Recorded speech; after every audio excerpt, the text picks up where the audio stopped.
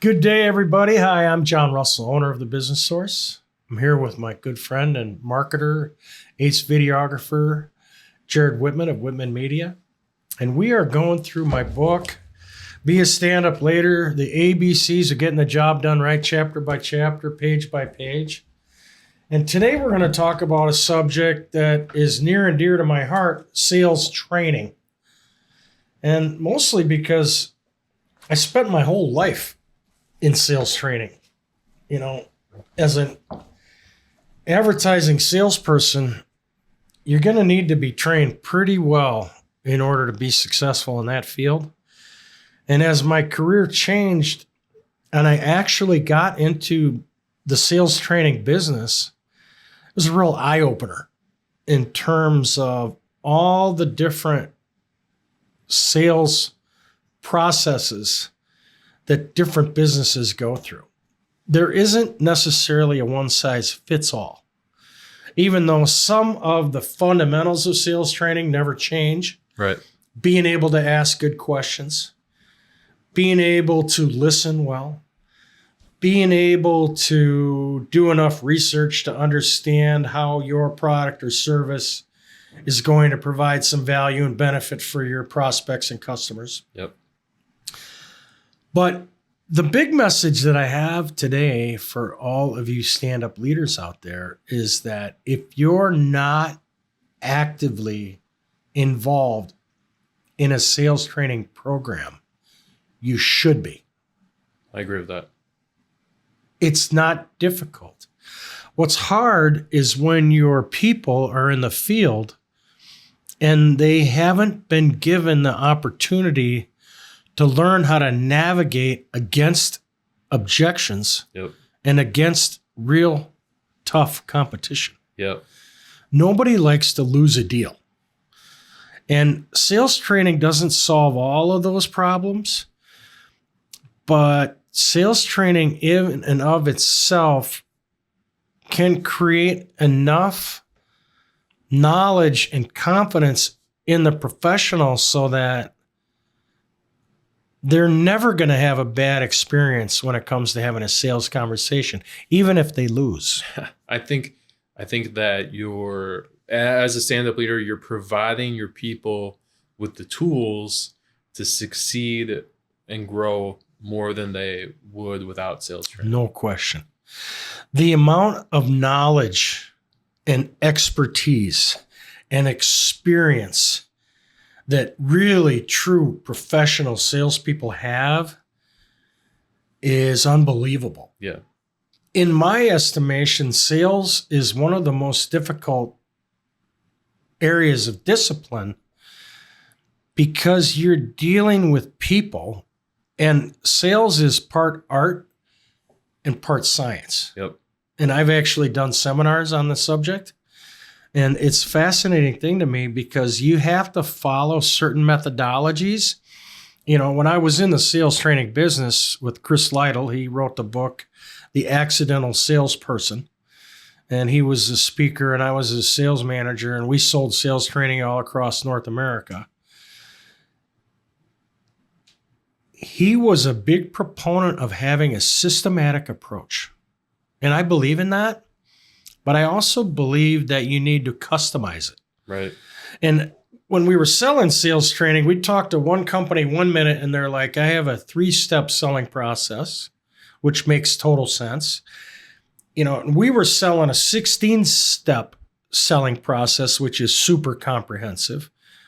Don't leave anything unturned. Right. And then most of the population was somewhere in between. And so the best sales training is customized for that company's situation. Right. And because I was so involved in sales training for so many years, I have strong opinions about the way it should be done correctly. And in simple terms, some of the same principles that we've talked about as it relates to advertising, reach, frequency, and consistency, that's how you train. Okay. For salespeople. How do athletes train? Spring mini camp? What are the Brewers doing right now down in Arizona? They're playing spring ball. Yeah. It doesn't count. Right. It's all training. so that when they get to the opening day, they've already had a bunch of games under their belt. They know who's starting. They know who's hitting. It's just the same thing as sales training, except that's baseball versus business. Yep. You can't train people enough. And there needs to be a two-way communication between the stand-up leaders and the salespeople in terms of what you want for them, in terms of performance, standards of performance, expectations. You know, you want your product or service represented in a certain way, the best way possible. And then you want to make it easier or not too complex for your salespeople, so that when they go out to start making sales calls and following up with people, that it's not too cumbersome. It's not too difficult. It's not too thick. It has to be malleable. Right. And able to be executed in a manner that everybody's okay with it. If it's too much, salespeople won't be successful. Right. If it's too little, there's not enough invested. So just make sales training a regular part of your business. That's all I'm saying. Yeah, I agree with that. So the problem is no consistent training.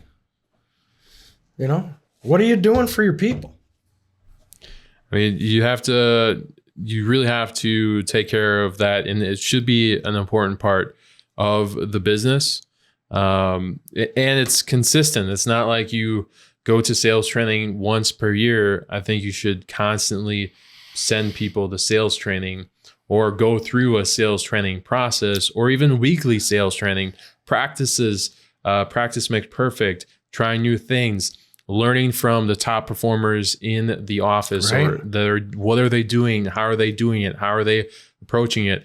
Maybe even record some of that so that people can watch it over and over and learn. It takes 7 times before something really sinks in. So if you do sales training once, then you're losing out on them learning all that information, or giving them an opportunity to test it out for themselves. When I sold Cutco, we had a script, right, that we would follow, and they want us to follow the script. And then, you know, after you got the script down, then you start tweaking it. You memorized it? Yeah, you memorize it, you tweak it, but you tweak it to your personality, and you tweak it to how you talk and how you go through it. Yeah. So then, I mean, that's changing it so that it's more you, being more. I forgot. It's customized. Customized. There we go. Yeah, it's the way that enables you to communicate most effectively. Yeah. Yeah. So sales training can be done during a sales meeting, can be done when you're meeting with the employees. It can be part of a weekly review and preview.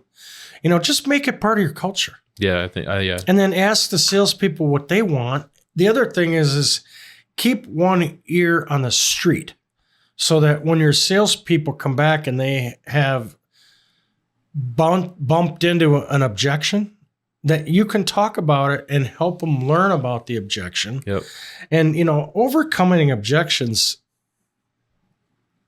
isn't necessarily the goal. The goal is to make sure that whatever your product or service is matches what the client needs and what the client wants. Yeah.